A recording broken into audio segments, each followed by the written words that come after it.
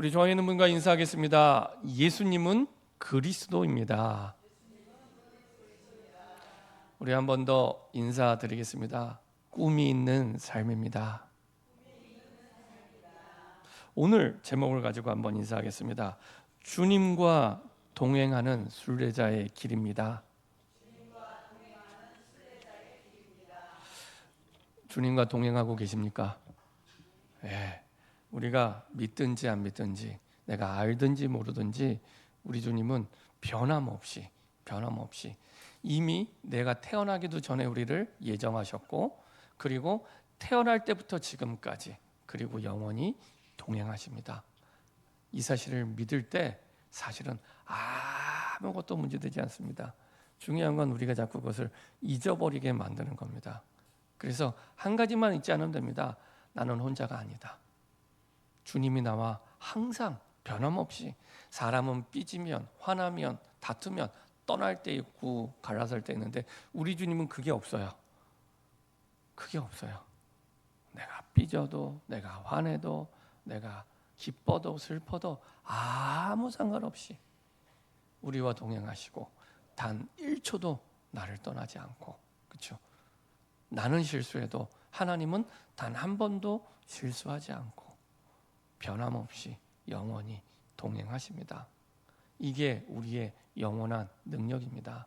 공부 열심히 해서 능력을 갖게 되는 게 아니고요. 1등해서 돈 많이 벌어서 능력을 갖게 되는 게 아닙니다. 변함없이 우리와 동행하시는 주님이 우리의 능력이 되시는 줄 믿습니다.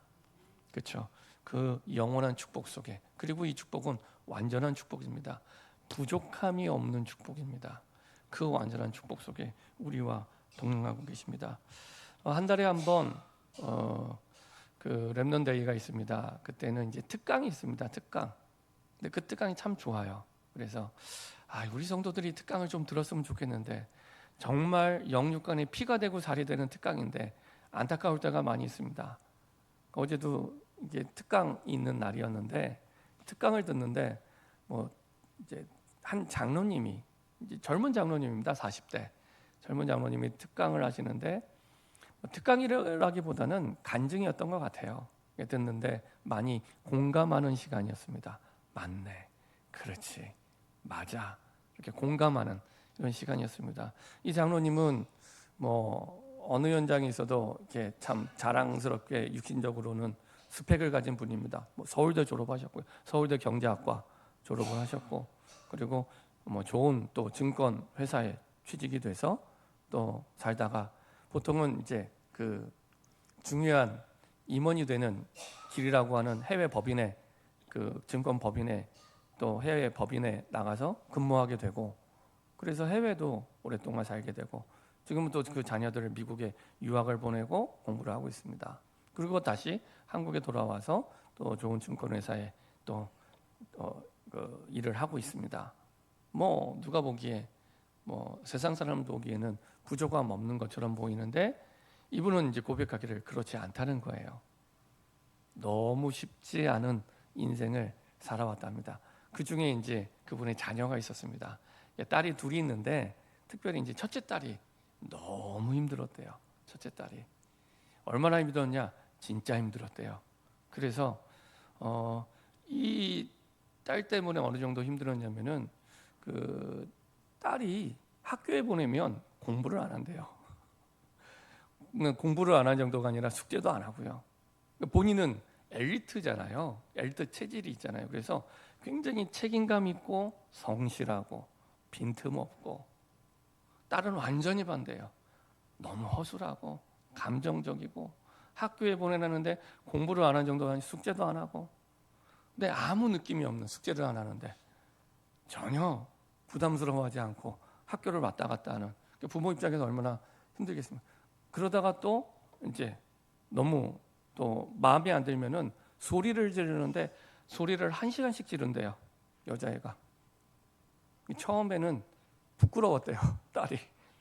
부끄러웠다가 그 다음에는 이제 부끄러움을 얻어서 1시간 동안 소리를 지르는데, 이게 말릴 수가 없는 게, 말리면 더 크게 소리를 지른대요. 말리면 소리를 더 크게 지른대요. 그래서 할 수 있는 게 없대요. 옛말이 생각나더라고요. 자식 이기는 부모 없다고. 말리는 소리를 더 크게 지르니까 이거 핏줄이잖아요. 어디 보낼 수도 없고. 그러니까 계속 기다리는 거예요. 끝날 때까지. 그러니까 나중에는 이제 걱정이 들더래요.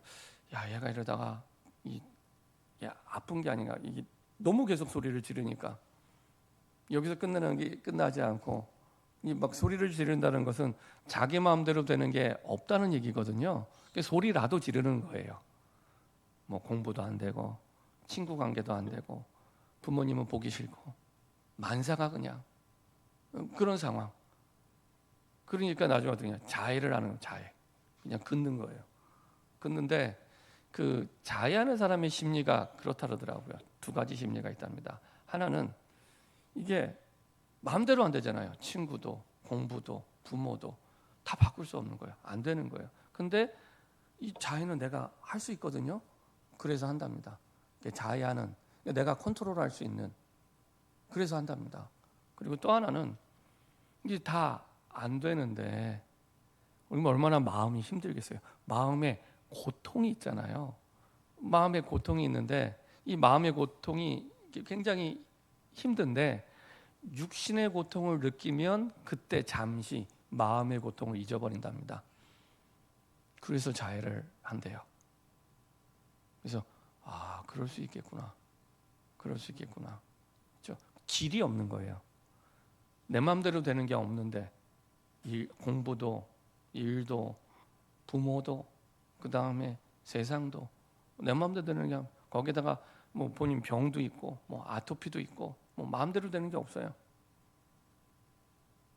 길이 없는 거예요. 길이.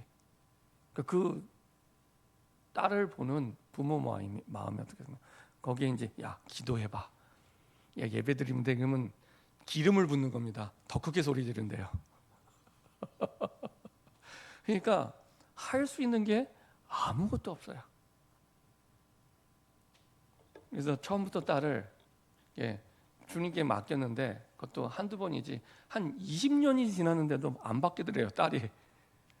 그래서 이제 부모도 지치잖아요. 지치니까 하나님 이게 너무 하시는 거 아닙니까? 이게 해도 너무 하시는 거 아닙니까? 기도하다가 하나님은 아무 음성이 없으시고 그러다가 이제 어느 날 이제 기도하다가 하나님이 이제 하나님의 음성을 들려주시더래요. 뭐 이렇게 소리가 난 게 아니라 마음에 뭐라고 말씀하시냐? 야, 내가 네 딸 잘 키우고 있다. 잘 키우고 있으니 걱정하지 마. 두려워하지 마.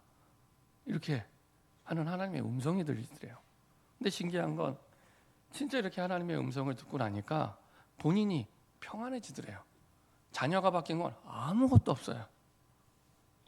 자녀가 바뀌어진 건 없는데 본인이 평안해지더래요. 이게 복음이 주는 그 평안이구나. 그리고 나서 어느 날 이제 딸이 아토피 때문에 약국에 같이 가자고 하더래요. 어느 날. 근데 이제 힘들거든요. 딸만 보면 힘든 거예요. 그냥 네가 갔다 와. 그냥 얘기를 한 거예요. 근데 그도 그럴 것이 걸어서 5분 거리에 약국이 있답니다. 미국에서 얘기입니다. 미국에서. 그래서 이제 얘기를 했더니 딸이 약국에 간 게 아니라 엄마한테 간 거예요. 엄마한테 가서 가자고 차 태워달라고. 근데 이제 엄마도 야 그냥 네가 갔다 와 이렇게 얘기를 하더래요. 그래서 딸이 그냥 갔대요. 막 불평하면서 막 투덜투덜 막 이러면서 갔대요. 가서 이제 약국에 가서 이제 약을 사오는데 이번엔 그 딸이 또 하나님의 음성을 들었답니다. 딸이. 그러면서 이제 갔다 와서 딸이 이제 아빠한테 얘기하는 거예요. 아빠, 내가 갔다 오는데 하나님이 내게 말씀하시는 것 같아. 그러니까 이제 아빠가 얘기하는 거예요. 야, 하나님이 뭐라고 말씀하시든. 그랬더니 그런 얘기를 하는 거예요. 누구야? 아빠 엄마가 차 안 태워주는 것 때문에 그렇게 힘드냐? 능력과 힘이 무한하고 온전한 내가 너의 아버지다. 근데 왜 자꾸 너의 아빠 엄마를 불평하고 원망하고 불만하냐? 그렇게 말씀하시더래요. 근데 신기하게 이 딸이 그 얘기를 듣고 그 막 불평불만 했잖아요. 가만히 있더래요. 그리고 나서 그 다음날 일어나서는 얘가 아침에 일어났더니 성경을 보더래요. 갑자기 길게 보진 않았습니다. 5분. 5분 성경을 보더래요. 이게요, 천지가 개벽할 일입니다. 스스로. 근데 중요한 건 또 그 다음날 성경 본 그 다음날부터는 또 똑같이 돌아간 거예요. 안 보고 그냥 또 똑같이 살아가는 거예요. 그러다가 그 딸이 어떻게 됐냐? 그 딸이 대학을 갔어요. 대학을 가고 지금은 예배를 잘 드리고 있습니다. 그러면서 이제 이분이 하시는 말씀이 하나님의 나라를 누리는 것이 내 인생의 주인의 자리를 맡기는 거구나. 내 딸인 줄 알았는데 내 딸이 아니라 하나님이 책임지시는 딸, 하나님이 다스리는 딸.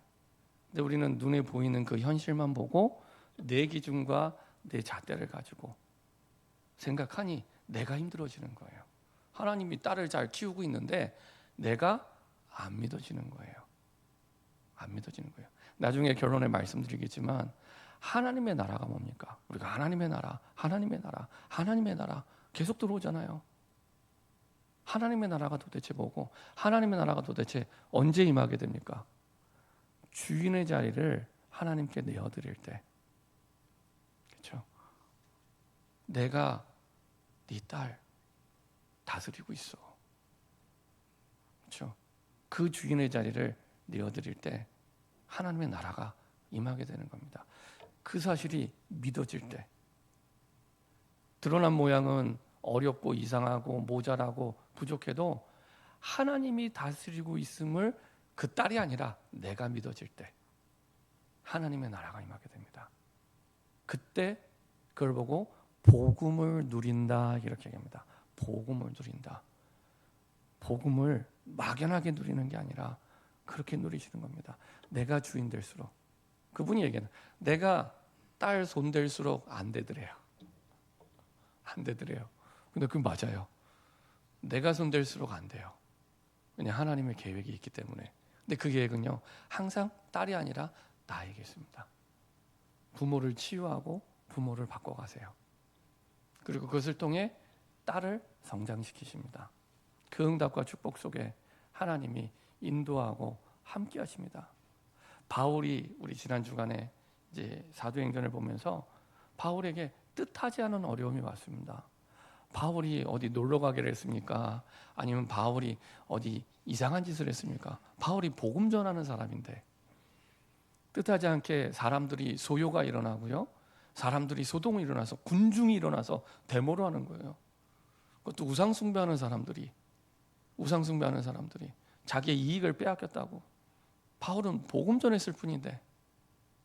근데 그때 바울이 하려고 하다가 성령의 인도를 받습니다. 바울은 복음을 위해 생명을 내놓은 사람인데 자기가 손대지 않고 하나님이 하시도록 맡깁니다. 그랬더니 갑자기 사도행전 19장에 서기장 한 사람이 나타나는 거예요. 서기장. 사도행전 19장 35절에 보면 서기장이 나타나서 서기장은 그 당시 어떤 사람이냐면 투표로 뽑은 사람입니다. 우리로 얘기하면은 시장이나 국회의원처럼 투표로 뽑은 사람이에요. 나타나서 군중들한테 데모하는 군중들한테 얘기합니다. 아니 이 에베소시가 그 당시에 세계 3대 도시 중에 하나였는데요.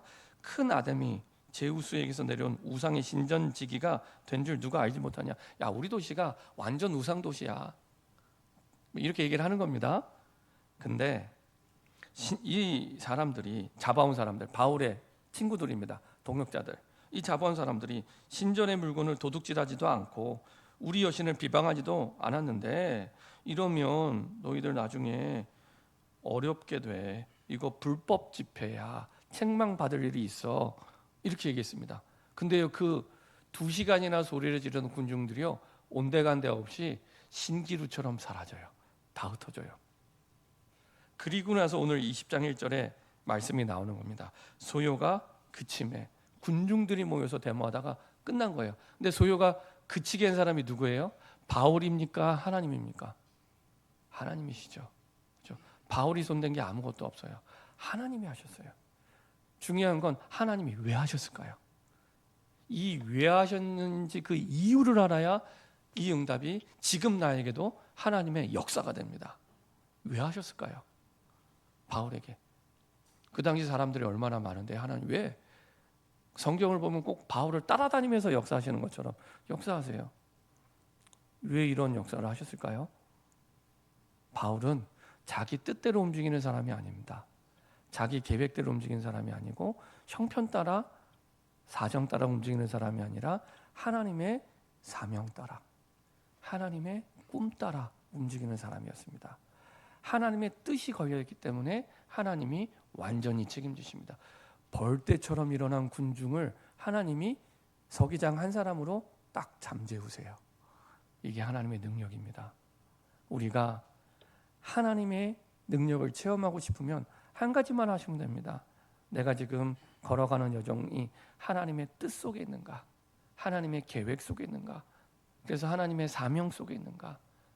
내가 하나님의 꿈 때문에 가고 오는 걸 결정하고 있는가? 그러면 됩니다. 그러면 그게 어떤 길이든지. 사실 바울은 거친 길을 걸어가고 있습니다. 좁은 길입니다. 힘든 길입니다. 정말 어려운 길입니다. 근데 하나님이 완전히 책임지세요. 그게 좁은 길이든 거친 길이든 힘든 길이든 상관없이, 길의 종류와 강도와 상관없이 하나님이 완전히 책임지십니다. 그렇죠? 거기에 하나님의 사명이 걸려있기 때문에, 하나님의 뜻이 걸려있기 때문에. 그렇죠? 그래서 소동이 일어나도 괜찮아요. 소동이 중요한 게 아니라 하나님의 뜻이냐, 하나님의 계획이냐, 하나님의 사명이냐. 그런 인생을 보고 순례자의 여정을 간다라고 얘기합니다. 그렇죠?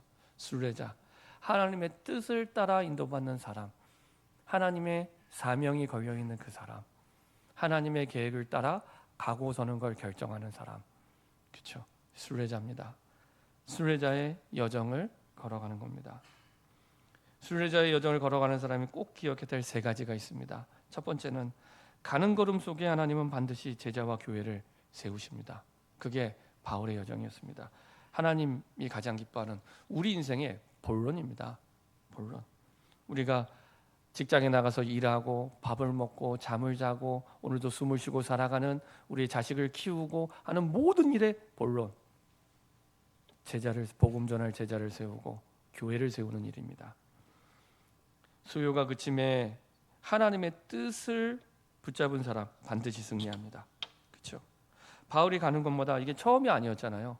가는 곳마다 소동이 일어나고 문제가 일어나고 핍박이 일어나고 환란이 일어납니다. 데살로니가 지역에서는 야반 도주하기도 합니다. 피해서. 근데 하나님 한편으로는 또 복음이 가는 곳에 하나님 역사하세요. 그래서 항상 인생은 투트랙입니다. 핍박과 환란도 있지만 하나님의 역사도 함께 보여주십니다. 중요한 건 사단이 그렇게 여러 가지 소요와 환란으로 역사하지만 결국에는 반드시 승리하게 됩니다. 반드시 승리하게 됩니다. 모든 것이 합력하여 선을 이루게 하십니다. 하나님의 뜻이 걸려있기 때문에, 하나님의 꿈이 걸려있기 때문에. 그렇죠? 내 꿈이나 내 야망이 아니고. 사도행전 20장 2절에 보면 그 지방으로 다녀가며 여러 말로 제자들에게 권하고 헬라에 이르되, 지금 바울이 3차 전도 여행의 나머지 여정을 걸어가고 있는데 이전에 걸어왔던 지역들을 다시 방문하는 거예요. 그 말은 그 지역에 이미 하나님이 세워둔 제자들이 있었던 거예요. 그 말은 하나님께서 말씀대로 역사하셨다는 거죠. 어떤 말씀입니까? 사도행전 1장 8절. 바울의 가슴에는 지도가 있었다고 그랬죠. 인생의 지도. 그게 사도행전 1장 8절입니다. 예루살렘과 온 유대와 사마리아와 땅 끝까지 이르러 내 증인이 되리라. 그 여정대로 바울이 가는 걸음마다 제자를 세우고 교회를 세우셨어요. 그 꿈을 이루셨습니다. 마태복음 28장 16절부터 20절. 모든 족속으로 가서 제자 삼으라고. 그 말은 모든 족속에 제자가 준비되어 있기 때문에 가봐. 가보기만 하면 돼. 능력도 수준도 배경도 아무것도 필요 없어. 내가 너와 함께하기 때문에, 내가 너와 동행하기 때문에 가봐. 가기만 하면 돼. 갔더니 있었던 거예요. 그래서 제자들이 세워졌고 거기 다시 방문하는 겁니다. 전도자의 모든 발걸음을 하나님의 말씀을 성취하시는구나. 그걸 체험하게 되고요. 여러 말 가서 어떤 일을 했냐? 여러 말로 권하고, 그 여러 말이 뭡니까? 분명히 나처럼 너희도 핍박과 환난이 있는데 괜찮아. 두려워하지 마. 하나님이 너희와 함께 계셔. 그리고 지금 우상 숭배하는 땅이잖아요. 왜 사람들에게 문제가 왔는 줄 알아? 하나님을 떠나 있기 때문에. 세상이 망하는 이유, 세상에 사람들이 문제를 당하는 이유, 하나님을 떠나 있기 때문에. 그래서 하나님 만나는 길 대신 그리스도가 필요한 거야. 인생의 답이 되신 그리스도. 인생의 답이 돈이 아니야. 돈 따라가지 마. 인생의 답이 직장도 아니야. 인생의 답이 사람도 아니야. 사람 말 따라가지 마. 인생의 답은 그리스도밖에 없어. 그렇죠? 그 얘기를 가서 또 해주는 겁니다. 그리스도의 복음을. 여전히 유대인들은 해하려고 합니다. 소문을 듣죠. 근데 그 사람들에게 맞서 싸우지 않습니다. 3절에 보면 거기 석 달 동안 있다가 배 타고 수리아로 가고자 할 그때 유대인들이 자기를 해하려고 공모함으로 들었어요. 자기를 해하려는 공모하는 걸 들었습니다. 마게도냐를 거쳐 돌아가기로 작정하니, 사람과 싸우는 걸 선택하는 게 아니라 피해서 돌아가요. 왜 돌아가요? 이 싸움보다 더 중요한 그 너머에 사명이 있기 때문에 그거 따라서. 그래서 정말로 복음으로 믿고 알아갈수록 모든 것에 감사하게 되고요. 그리고 기도의 능력을 체험할수록 모든 것을 수용하게 되고요. 그리고 전도와 선교를 알면 알수록, 체험할수록 모든 것을 초월하게 됩니다. 그렇죠? 지금 이 유대인들의 핍박에 맞춰서 싸우는 게 문제가 아니구나. 지금 당장 죽어가는 영혼들이 있는데, 시급한 죽어가는 영혼들이 있는데 이들을 살려야지. 돌아가요. 멀리 돌아갑니다. 지난주에 그 요양병원에 가고 또 경로당에 가고 복음을 전하는데 현장에 시급한 복음을 기다리는 사람들이 너무 많이 기다리고 있어요. 그러니까 지난주에도 요양병원에 갔더니 그 지난주 영접하신 분 옆에 95세 된 할머니가 누워 계세요. 95세 된 할머니가 움직이지도 못하세요. 눈은 떠 있는데 움직이지 못하세요. 근데 그날 이제 다른 병원으로 옮겨가는 그런 날이었나 봐요. 근데 딱 옮기기 전에 제가 오전에 갔으니까 들어가서 만났습니다. 그랬더니 지난주에 영접하신 분이 어르신 위해서 기도해 달라고. 근데 이분이 복음을 아는지 모르는지 모르잖아요. 그러니까 이제 복음을 말하면서 아멘 할 힘도 없으세요. 그래서 혹시 아멘이 되시면 눈을 깜빡하시라고. 그럼 된다고. 다 복음 듣고 눈을 깜빡하시더라고요. 그리고 기도해드리고 그리고 이제 다른 요양병원으로 가셨어요. 시급한 영혼들이 기다리고 있는데 우리가 고민하는 고민이 아니구나. 문제가 아니구나. 죽어가는 생명을 살리는 일보다 이 땅에 더 시급한 일은 없습니다. 그렇죠? 그것을 알기 때문에 바울은 싸우지 않고 돌아갑니다. 마게도냐로 쭉 돌아서 가죠. 두 번째로 순례자의 여정을 가는 사람들이 기억해야 될 부분이 있습니다. 하나님과 뜻이 같은 동역자들과 함께 했습니다. 바울이. 그래서 사도행전의 기록자인 누가가 일부러 이름을 기록해요. 잘 익숙지 않은 사람들입니다. 근데 그 이름을 일일이 다 기록을 해요. 우리 한번 4절 읽어볼까요? 4절 천천히 한번 읽어보겠습니다. 사도행전 20장 4절입니다. 아시아까지 함께 가는 자는 베레아 사람 브로의 아들 소바더와 데살로니가 사람 아리스다고와 세군도와 더베 사람 가이오와 및 디모데와 아시아 사람 두기고와 드로비모라. 아시아까지 함께 갔대요. 바울이 혼자 간 게 아니라 함께. 이 함께 가는 사람들은 하나님의 뜻에 함께 방향 맞춘, 하나님이 주신 뜻, 하나님이 주신 꿈에 함께 방향 맞춘 사람들. 바울에게는요 천군 만마를 얻은 것 같은 최고의 힘을 얻게 하는 동역자입니다. 그렇죠? 그 사람이 누구였냐? 여기 보니까 아시아까지 함께 가는 자가 있는데, 아시아는 지금 가야 되는 현장인데, 베레아 사람 브로의 아들 소바더는 다른 성경에는 소시바더 이렇게 표현하기도 합니다. 베레아는 아시는 것처럼 2차 전도 여행 지역이죠. 그렇죠? 빌립보 지역에서 데살로니가로 넘어갈 때 거쳐갔던 지역입니다. 2차 전도 여행 지역. 데살로니가는 2차 전도 여행에 갔던 빌립보 그 다음에 야손이 있었던 그 지역 데살로니가. 데살로니가 사람 아리스다고와 세군도. 세군도 이름입니다. 이름. 예. 이름인 줄 모르는 분들이 있는데 이름입니다. 세군도는 라틴어로 둘째 사람이라는 뜻을 가진 이름입니다. 더베 사람 가이와 및 디모데. 더베는 1차 전도여행 장면. 더베 루스드라. 그래서 루스드라에서 누구를 만났어요? 디모데를 만나서 복음 전했죠. 디모데가 13살 때. 디모데가 13살 때. 그리고 우리가 잘 아는 식주인 가이오. 이 1차 전도여행 때 만났던 사람. 그리고 또 아시아 사람. 아시아는 어떤 지역입니까? 지금 3차 전도여행의 에베소 지역이 소아시아 지역입니다. 거기에 두기고, 그리고 드로비모. 드로비모는 나중에 사도행전 21장에 가면은 이 친구 때문에, 이 사람 때문에 바울이 예루살렘에서 감옥에 가게 돼요. 근데 같이 가요. 자, 얘기 들어보니까 1차, 2차, 3차 전도여행에서 복음 듣고 예수님 영접하고 제자로 세워진 사람들입니다. 그렇죠? 지역 이름이 나오고 사람 이름이 나오죠. 그 말이 무슨 말입니까? 우리가 사는 지역에 이런 제자들이 이미 준비되어 있다는 얘기입니다. 이미 준비되어 있습니다. 바울이 원래부터 알던 사람은 한 사람도 없어요. 원래부터 아는 사람 한 사람도 없습니다. 바울이 1차, 2차, 3차 전도여행을 통해 현장에서 찾아서 불신자인데 예수님을 영접하고 찾아 세웠던 제자들입니다. 이 사람들이 다 준비되어 있었던 거예요. 마태복음 28장 16절에서 20절의 말씀대로. 그렇죠? 그 사람들이 바울의 평생에 함께 가는 동역자가 됩니다. 그러면 하나님이 우리 현장에도 이렇게 이미 준비되어 있습니다. 내가 모른다고 없는 게 아니라 이미 준비되어 있고요. 그리고 그 사람들과 함께 가도록 하나님이 인도하는 여정 속에 있습니다. 이번 주에는 제가 이제 신학교 가서 수예배를 인도하는데 정말 감사한 건 제가 신학교 다닐 때 평생에 참 만남의 축복을 주신 것 같아요. 그래서 신학교를 다니면서 복음 때문에 함께 갈 수 있는 동역자들. 그래서 자고 있다가도 저기 복음 전해야 될 현장이 있어. 그러면은 자다가도 벌떡 일어나서 함께 갈 수 있는 그런 사람들을 신학교에서 만나게 하신 거예요. 평생의 만남의 축복입니다. 저는 특별히 대학 사역을 오래 했습니다. 그래서 지금 이제 대학 선교국에서 대학 사역을 같이 하는 목사님들은 제가 대학생 때부터 만난 분이에요. 대학생 때부터. 벌써 한 25년이 넘었죠. 근데 그분들은 지금도 대학 현장에 국내든 해외든 복음 전해야겠다 그러면요.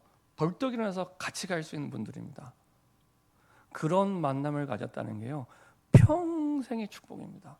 저는 우리 모든 성도들이 그런 만남을 누렸으면 좋겠어요. 내 뜻, 내 계획이 아닌, 내 꿈이 아닌 하나님의 꿈 때문에, 하나님의 사명 때문에 자다가도 일어나서 함께 갈 수 있는 사람. 이번에 신학교 가서 수예배 인도할 때 제가 그 얘기를 하려고 합니다. 그런 만남의 축복 속에 여러분이 와 있는 거다. 그렇죠? 이보다 더 큰 축복이 있겠습니까? 하나님의 뜻이라면 이익 손에 따지지 않고 주저하지 않고 망설이지 않고 핑계대지 않고 함께 갈 수 있는 사람이 있다는 거. 인생의 최고의 축복입니다. 그 축복을 바울은 누리고 있었습니다. 그래서 혼자 가는 길이 외롭지 않아요.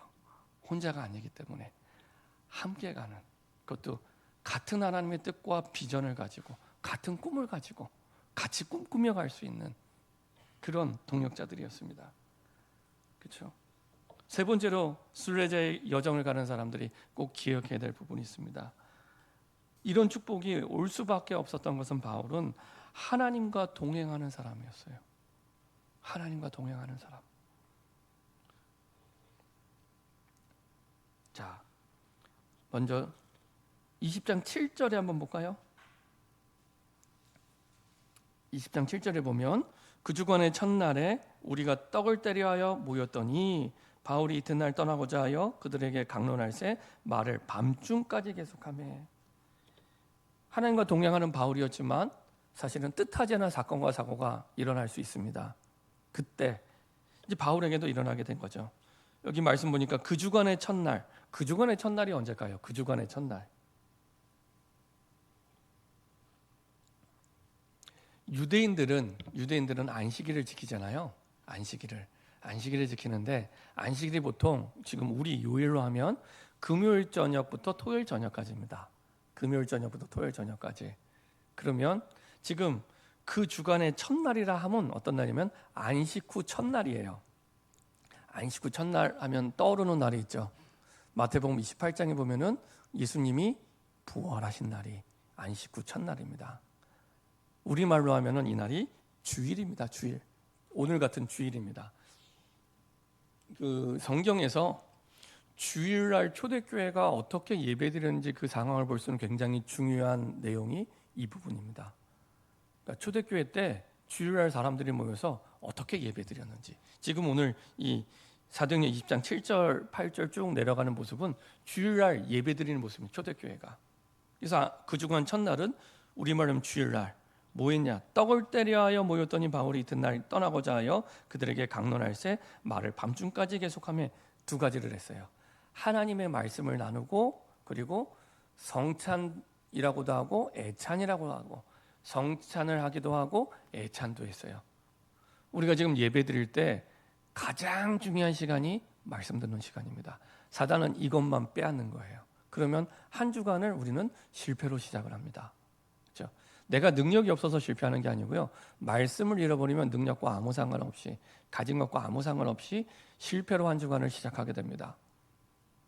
초대교회는 주일날 모여서 말씀을 나눴고요. 또 하나는 성찬, 애찬. 다시 말하면은 식사하는 교제가 있었습니다.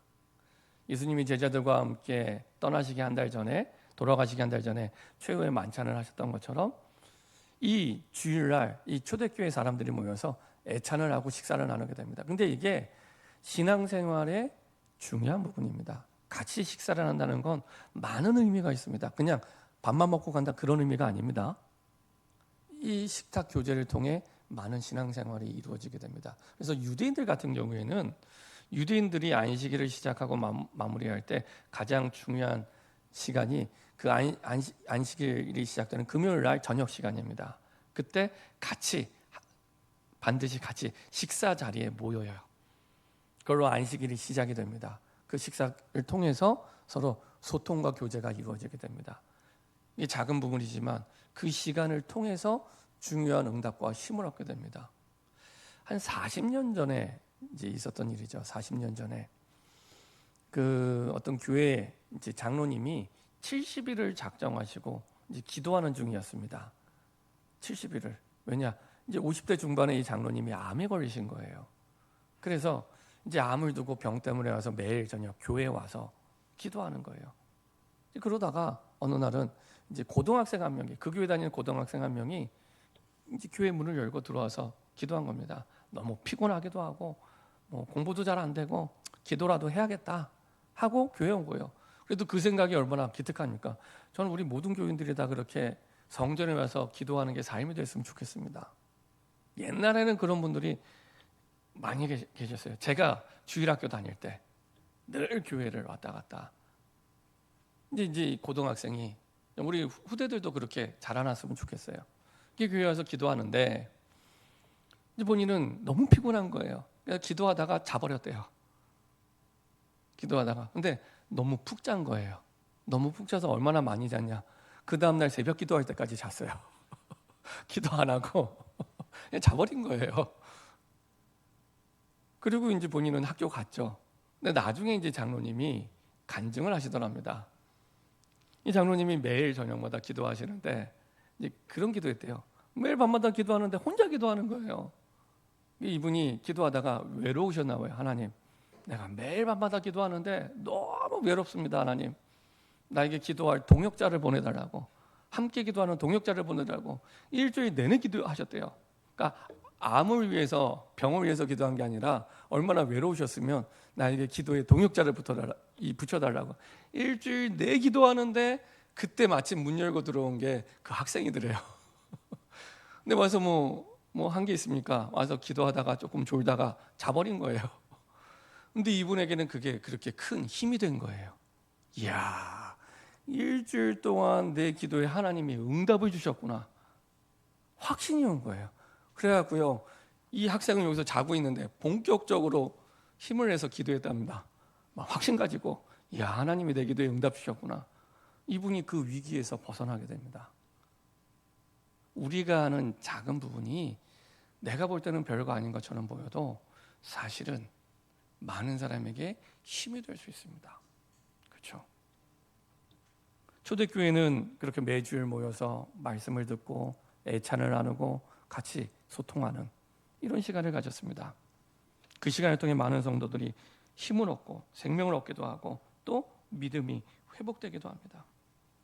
그 가운데 유두고가 있었죠. 우리가 모인 윗다락에 등불을 많이 켰는데 유두고라 하는 청년이 창에 걸터 앉아 있다가 깊이 졸더니 바울이 강론하기를 더 오래 하매 졸음을 이기지 못하여 3층에서 떨어지거늘 이렇게 보니 죽었느니라.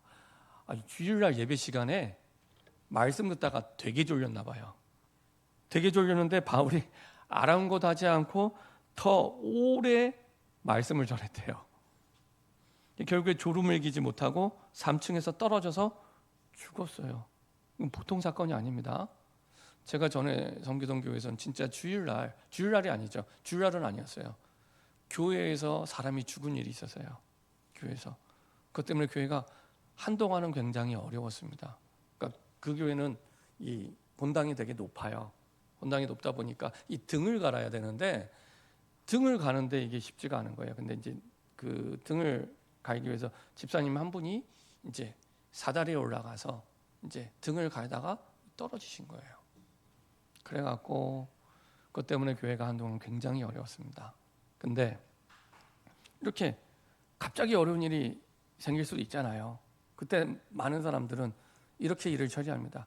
네 책임이야, 네 책임이야. 책임 공방을 하고요.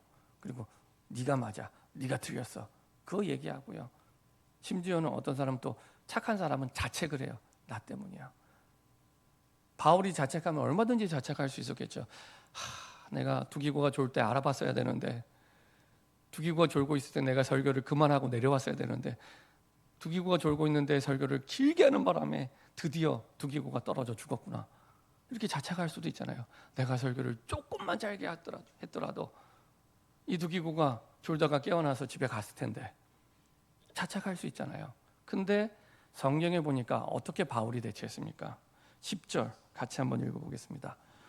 바울이 내려가서 그 위에 엎드려 그 몸을 안고 말하되 떠들지 말라 생명이 그에게 있다고. 바울이요 달려가서 영어 성경에 보면 자기 몸을 던져서 안고 기도했어요. 문제가 생기면 어떻게 해야 됩니까? 그것을 안고 엎드려야 됩니다. 그걸 안고 엎드릴 때 하나님 어떻게 역사하시냐? 두기고를 그 기도에 살리세요.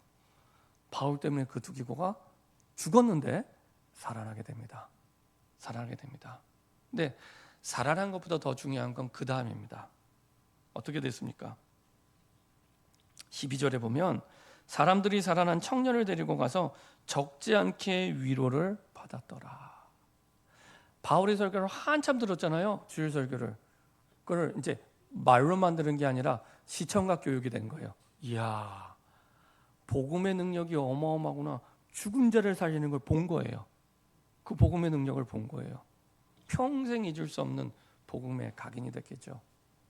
문제를 당했을 때 이보다 더 큰 위로가 없습니다.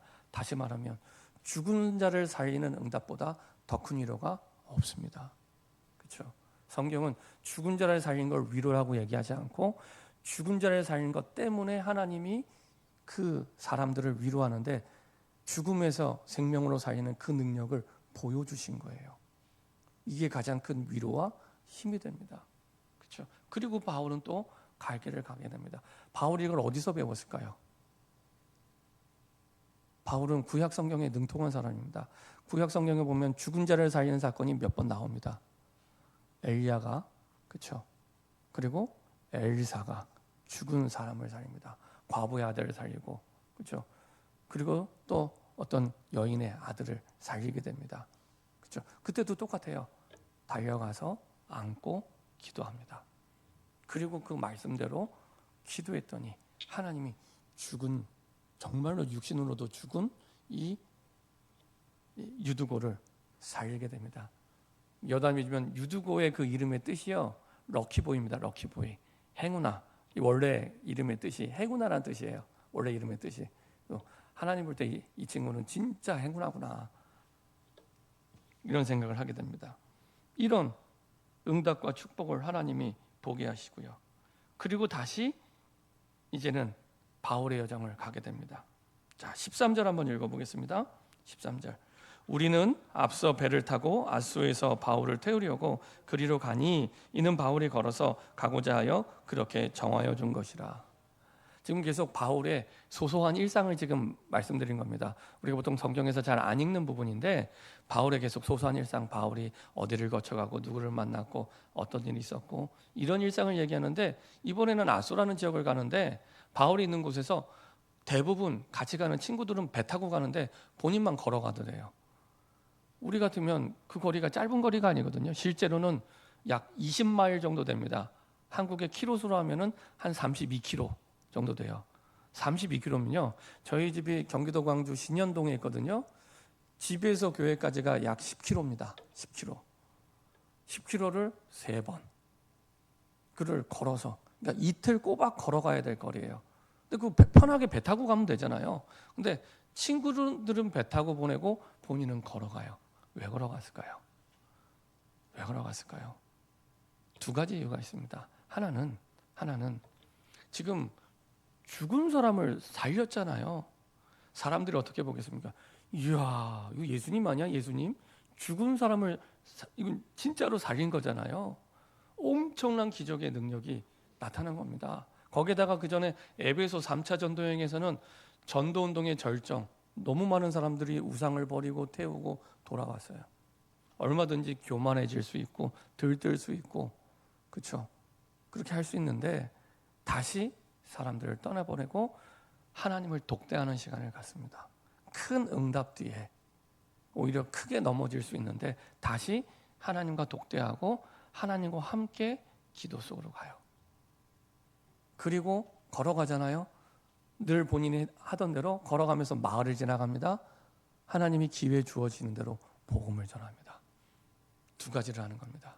우리가 큰 응답을 받고 나서는요, 다시 하나님 앞에, 그래야 들뜨지 않고 사단에게 속지 않습니다.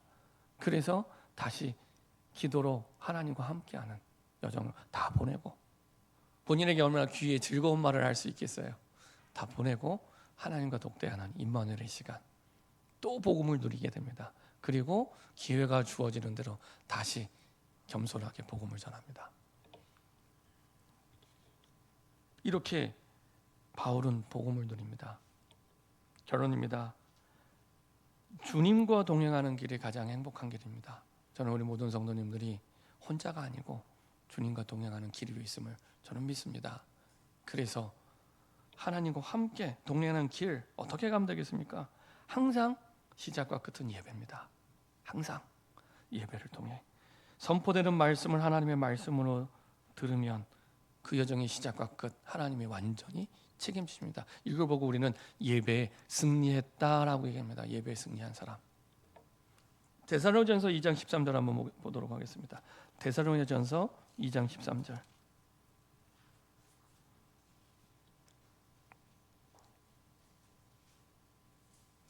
데살로니가전서 2장 13절입니다.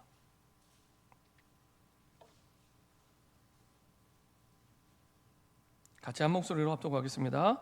이러므로 우리가 하나님께 끊임없이 감사함은 너희가 우리에게 들은 바 하나님의 말씀을 받을 때 사람의 말로 받지 아니하고 하나님의 말씀으로 받음이니 진실로 그러하도다. 이 말씀이 또한 너희 믿는 자 가운데에서 역사하느니라.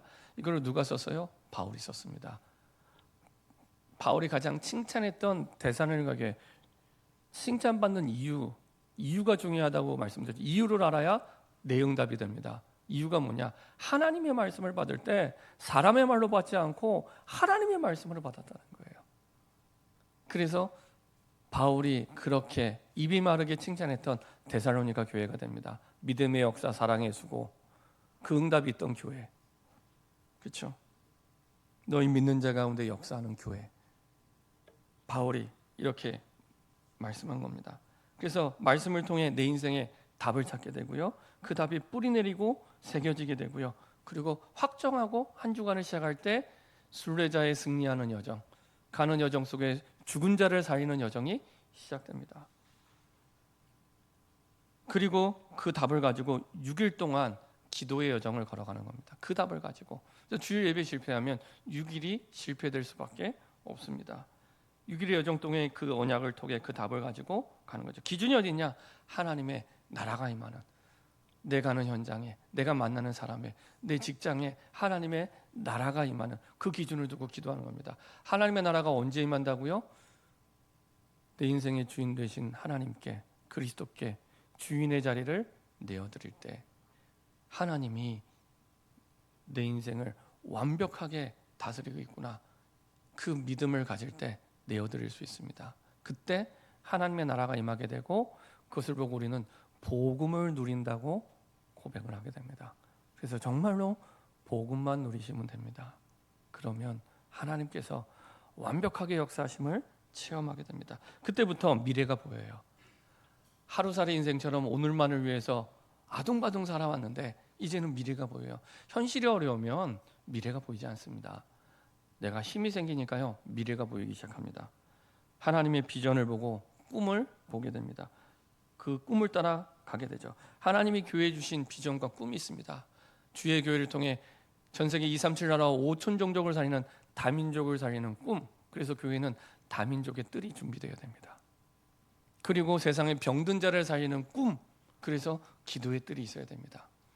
그리고 우리의 후대, 다음 세대를 살리는 꿈. 그래서 아이들의 뜰이 있어야 됩니다. 이건 교회에 주신 꿈이요, 비전입니다. 이것 때문에 우리가 숨을 쉬고 이것 때문에 우리가 살아가는 겁니다. 이것을 이루는 시간, 세상에 공짜가 없잖아요.